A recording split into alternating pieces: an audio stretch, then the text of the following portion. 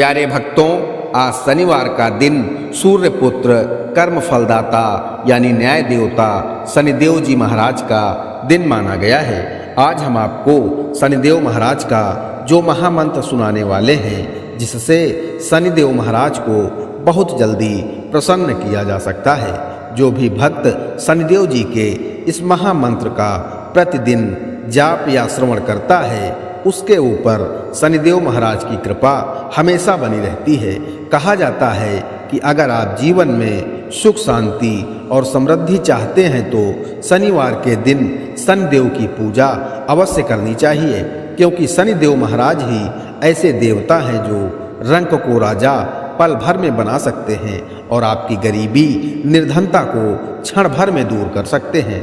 प्यारे भक्तों, अगर आप अपने जीवन से बहुत अधिक परेशान हो, हर जगह निराशा ही हाथ लग रही है, गरीबी में जीवन कट रहा है, नौकरी नहीं मिल रही है या व्यापार में लाभ नहीं हो रहा है, ग्राहकों की कमी हो गई है, व्यर्थ की भागदौड़ बनी रहती है, बिना वजह के खर्च से परेशान रहते हैं, परिवार का कोई ना कोई सदस्य बीमार बना रहता है, कोर्ट कचहरी के मामलों में विजय नहीं मिल रही है, शादी विवाह में बाधा उत्पन्न हो रही है, कर्ज बढ़ता जा रहा है, किसी भी कार्य में सफलता नहीं मिल रही है, धन की कमी से परेशान रहते हैं, घर में कलह बनी रहती है, तो आज से ही शनिदेव जी के इस महामंत्र का प्रतिदिन 108 बार जाप या श्रवण प्रारंभ कर देना। इस शनि महामंत्र से शनि की ढैया व 7.5 का प्रभाव भी समाप्त हो जाता है। जीवन में अपार सफलता के योग बनते हैं, जीवन खुशियों से भर जाता है। शनिदेव जी आपका भंडार हमेशा भरा रखेंगे। आप जहां भी हाथ लगाएंगे वहां लोहा भी सोना बन जाएगा, यानी सफलता आपके कदम चूमेगी। प्यारे भक्तों, शनिदेव महाराज का यह महामंत्र इतना शक्तिशाली है कि अगर इसे घर या दुकान में चलाकर रख देने मात्र से ही सकारात्मक ऊर्जा का संचार होता है। नकारात्मक ऊर्जा घर दुकान से बाहर हो जाती है, जिससे आपके घर परिवार में सुख शांति और समृद्धि बनी रहती है। प्यारे भक्तों, आइए शनिदेव जी महाराज का यह महामंत्र कम से कम 108 बार सुन लेते हैं। लेकिन उससे पहले सभी भक्तों से एक छोटा सा निवेदन है, वीडियो पसंद आए तो दिल से एक लाइक करिएगा और इसी तरह के कल्याणकारी वीडियो आगे भी देखने के लिए हमारे चैनल मंत्र का ज्ञान को सब्सक्राइब करके कमेंट में जय शनिदेव जरूर लिखें। मंत्र इस प्रकार है, ओम नीलांजन समाभासम रविपुत्रम यमाग्रजम छायामार्तंड संभूतम तम नमामि शनैश्चरम। ओम नीलांजन समाभासम रविपुत्रम यमाग्रजम छायामार्तंड संभूतम तम नमामि शनैश्चरम। ओम नीलांजन समाभासम रविपुत्रम यमाग्रजम छायामार्तंड संभूतम तम नमामि शनैश्चरम। ओम नीलांजन समाभासम रविपुत्रम यमाग्रजम छायामार्तंड संभूतम तम नमामि शनैश्चरम। ओम नीलांजन समाभासम रविपुत्रम यमाग्रजम छायामार्तंड संभूतम तम नमामि शनैश्चरम। ओम नीलांजन समाभासम रविपुत्रम यमाग्रजम छायामार्तंड संभूतम तम नमामि शनैश्चरम। ओम नीलांजन समाभासम रविपुत्रम यमाग्रजम छायामार्तंड संभूतम तम नमामि शनैश्चरम। ओम नीलांजन समाभासम रविपुत्रम यमाग्रजम छायामार्तंड संभूतम तम नमामि शनैश्चरम। ओम नीलांजन समाभासम रविपुत्रम यमाग्रजम छायामार्तंड संभूतम तम नमामि शनैश्चरम। ओम नीलांजन समाभासम रविपुत्रम यमाग्रजम छायामार्तण्डसम्भूतं तं नमामि शनैश्चरम्। ॐ नीलाञ्जनसमाभासं रविपुत्रं यमाग्रजं छायामार्तण्डसम्भूतं तं नमामि शनैश्चरम्। ॐ नीलाञ्जनसमाभासं रविपुत्रं यमाग्रजं छायामार्तण्डसम्भूतं तं नमामि शनैश्चरम्। ॐ नीलाञ्जनसमाभासं रविपुत्रं यमाग्रजं छायामार्तण्डसम्भूतं तं नमामि शनैश्चरम्। ॐ नीलाञ्जनसमाभासं रविपुत्रं यमाग्रजं छायामार्तण्डसम्भूतं तं नमामि शनैश्चरम्। ॐ नीलाञ्जनसमाभासं रविपुत्रं यमाग्रजं छायामार्तण्डसम्भूतं तं नमामि शनैश्चरम्। ॐ नीलाञ्जनसमाभासं रविपुत्रं यमाग्रजं छायामार्तण्डसम्भूतं तं नमामि शनैश्चरम्। ॐ नीलाञ्जनसमाभासं रविपुत्रं यमाग्रजं छायामार्तण्डसम्भूतं तं नमामि शनैश्चरम्। ॐ नीलाञ्जनसमाभासं रविपुत्रं यमाग्रजं छायामार्तण्डसम्भूतं तं नमामि शनैश्चरम्। ॐ नीलाञ्जनसमाभासं रविपुत्रं यमाग्रजं छायामार्तण्डसम्भूतं तं नमामि शनैश्चरम्। ॐ नीलाञ्जनसमाभासं रविपुत्रं यमाग्रजं छायामार्तण्डसम्भूतं तं नमामि शनैश्चरम्।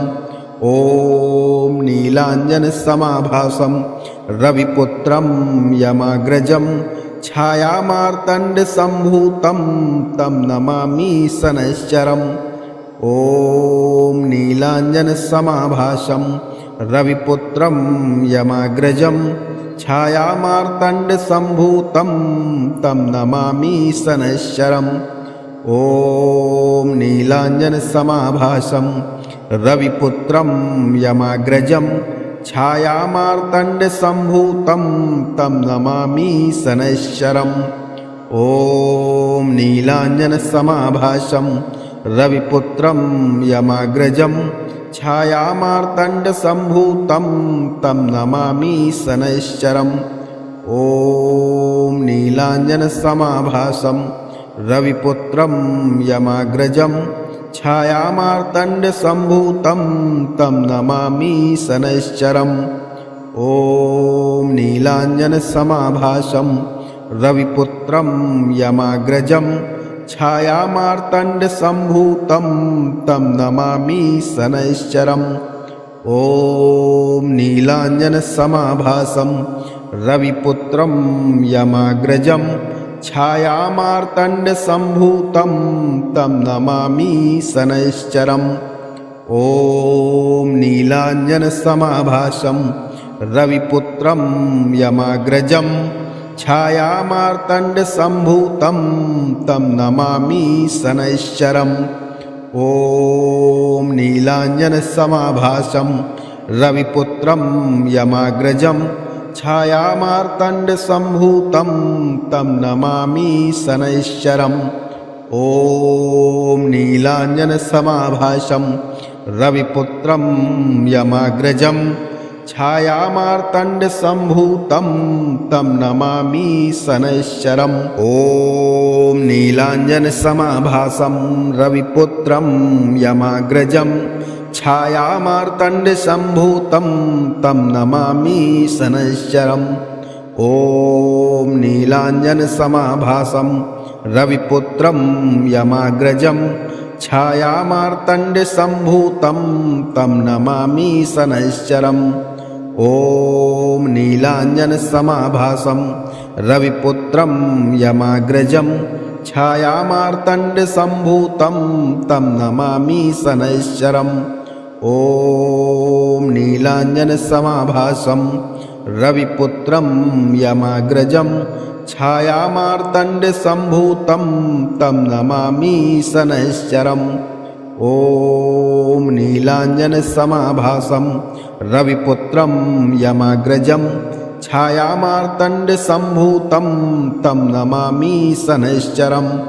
ॐ नीलाञ्जनसमाभासं रविपुत्रं यमाग्रजं छायामार्तण्डसम्भूतं तं नमामि शनैश्चरम्।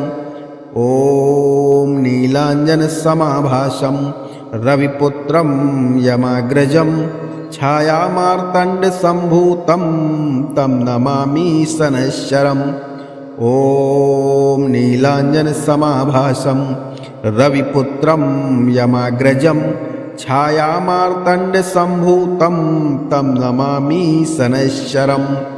ॐ नीलाञ्जनसमाभासं रविपुत्रं यमाग्रजं छायामार्तण्डसम्भूतं तं नमामि शनैश्चरम्। ॐ नीलाञ्जनसमाभासं रविपुत्रं यमाग्रजं छायामार्तण्डसम्भूतं तं नमामि शनैश्चरम्। ॐ नीलाञ्जनसमाभासं रविपुत्रं यमाग्रजं छायामार्तण्डसम्भूतं तं नमामि शनैश्चरम्। ॐ नीलाञ्जनसमाभासं रविपुत्रं यमाग्रजं छायामार्तण्डसम्भूतं तं नमामि शनैश्चरम्। ॐ नीलाञ्जनसमाभासं रविपुत्रं यमाग्रजं छायामार्तण्डसम्भूतं तं नमामि शनैश्चरम्। ॐ नीलाञ्जनसमाभासं रविपुत्रं यमाग्रजं छायामार्तण्डसम्भूतं तं नमामि शनैश्चरम्। ॐ नीलाञ्जनसमाभासं रविपुत्रं यमाग्रजं छायामार्तण्डसम्भूतं तं नमामि शनैश्चरम्। ॐ नीलाञ्जनसमाभासं रविपुत्रं यमाग्रजं छायामार्तण्डसम्भूतं तं नमामि शनैश्चरम्। ॐ नीलाञ्जनसमाभासं रविपुत्रं यमाग्रजं छायामार्तण्डसम्भूतं तं नमामि शनैश्चरम्। ॐ नीलाञ्जनसमाभासं रविपुत्रं यमाग्रजं छायामार्तण्डसम्भूतं तं नमामि शनैश्चरम्। ॐ नीलाञ्जनसमाभासं रविपुत्रं यमाग्रजं छायामार्तण्डसम्भूतं तं नमामि शनैश्चरम्। ॐ नीलाञ्जनसमाभासं रविपुत्रं यमाग्रजं छायामार्तण्डसम्भूतं तं नमामि शनैश्चरम्। ॐ नीलाञ्जनसमाभासं रविपुत्रं यमाग्रजं छायामार्तण्डसम्भूतं तं नमामि शनैश्चरम्। ॐ नीलाञ्जनसमाभासं रविपुत्रं यमाग्रजं छायामार्तण्डसम्भूतं तं नमामि शनैश्चरम्। ॐ नीलाञ्जनसमाभासं रविपुत्रं यमाग्रजं छायामार्तण्डसम्भूतं तं नमामि शनैश्चरम्। ॐ नीलाञ्जनसमाभासं रविपुत्रं यमाग्रजं छायामार्तण्डसम्भूतं तं नमामि शनैश्चरम्। ॐ नीलाञ्जनसमाभासं रविपुत्रं यमाग्रजं छायामार्तण्डसम्भूतं तं नमामि शनैश्चरम्। ॐ नीलाञ्जनसमाभासं रविपुत्रं यमाग्रजं छायामार्तण्डसम्भूतं तं नमामि शनैश्चरम्। ॐ नीलाञ्जनसमाभासं रविपुत्रं यमाग्रजं छायामार्तण्डसम्भूतं तं नमामि शनैश्चरम्। ॐ नीलाञ्जनसमाभासं रविपुत्रं यमाग्रजं छायामार्तण्डसम्भूतं तं नमामि शनैश्चरम्। ॐ नीलाञ्जनसमाभासं रविपुत्रं यमाग्रजं छायामार्तण्डसम्भूतं तं नमामि शनैश्चरम्।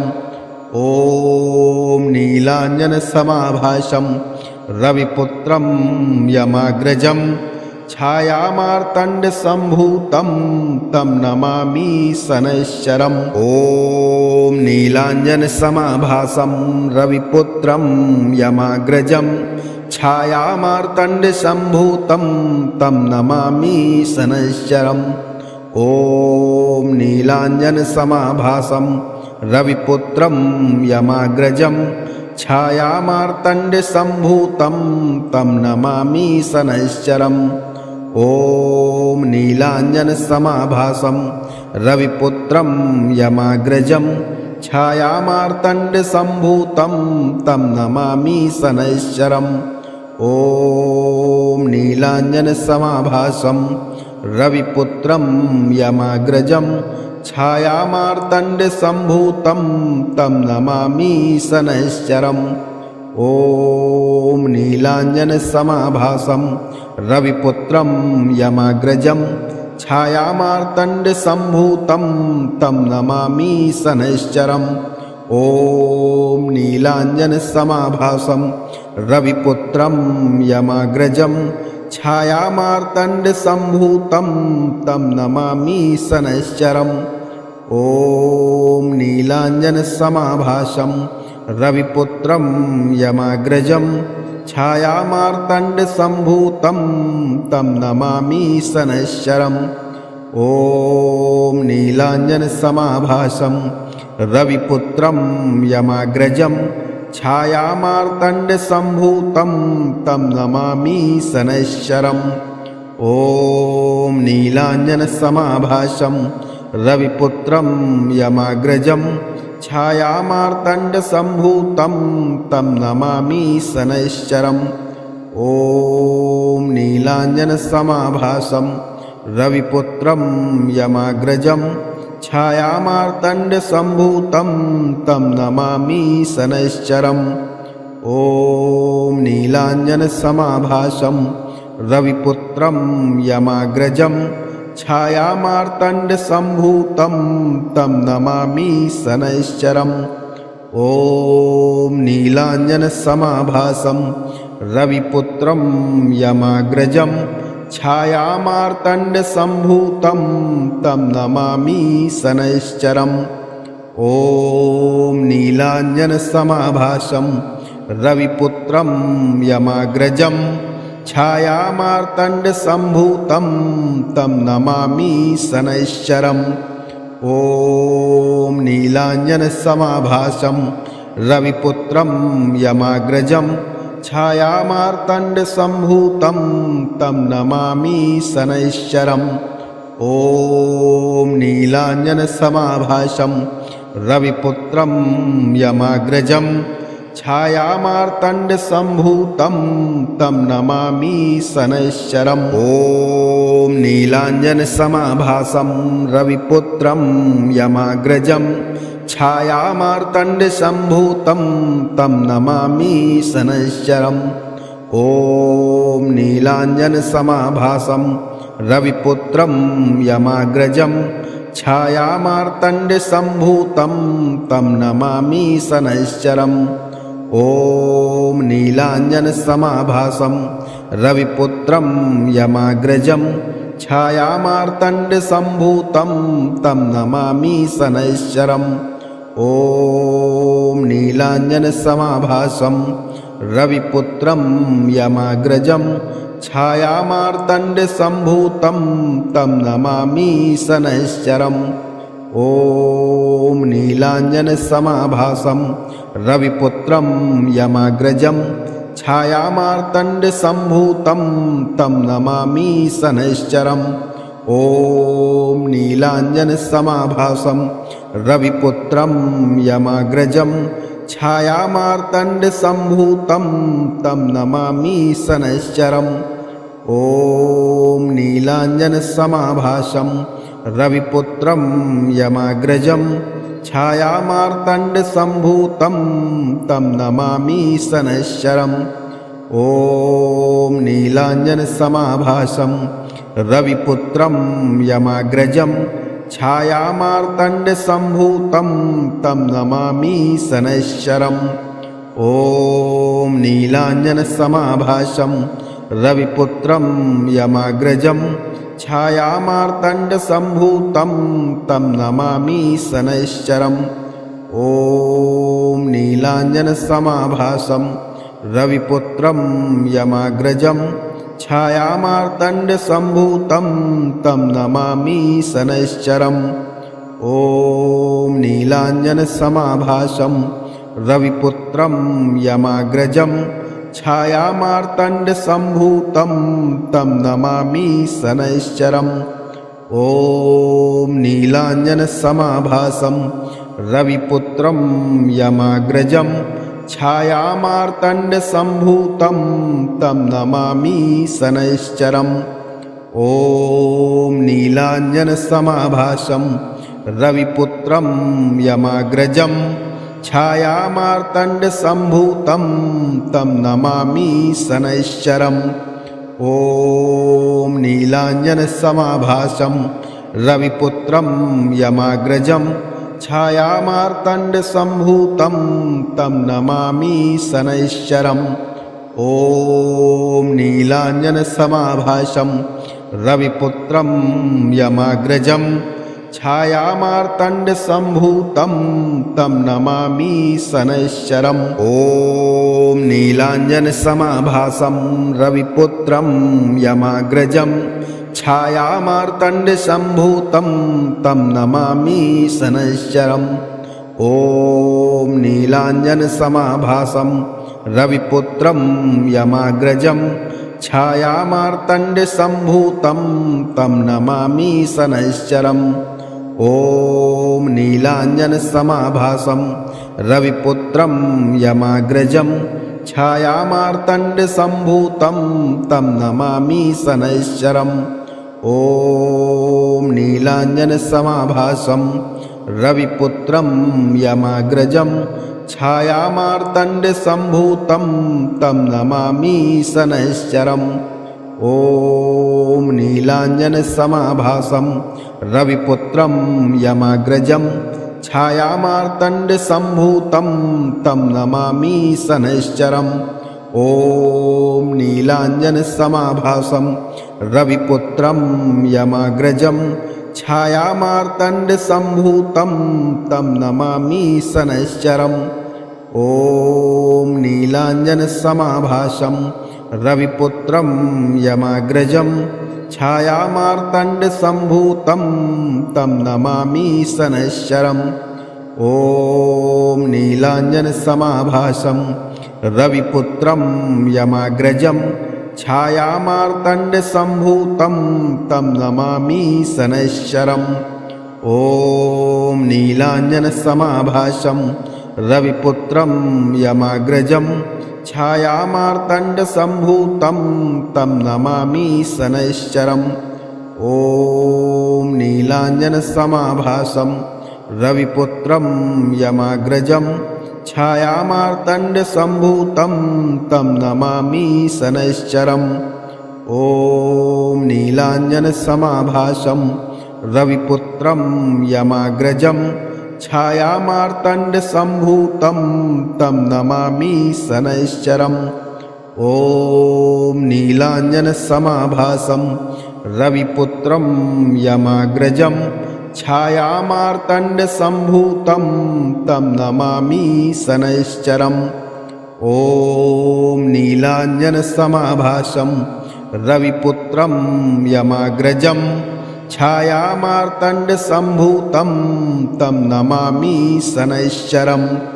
ॐ नीलाञ्जनसमाभासं रविपुत्रं यमाग्रजं छायामार्तण्डसम्भूतं तं नमामि शनैश्चरम्। ॐ नीलाञ्जनसमाभासं रविपुत्रं यमाग्रजं छायामार्तण्डसम्भूतं तं नमामि शनैश्चरम् ॐ नीलाञ्जनसमाभासं रविपुत्रं यमाग्रजं छायामार्तण्डसम्भूतं तं नमामि शनैश्चरम् ॐ नीलाञ्जनसमाभासं रविपुत्रं यमाग्रजं छायामार्तण्डसम्भूतं तं नमामि शनैश्चरम् ॐ नीलाञ्जनसमाभासं रविपुत्रं यमाग्रजं छायामार्तण्डसम्भूतं तं नमामि शनैश्चरम्।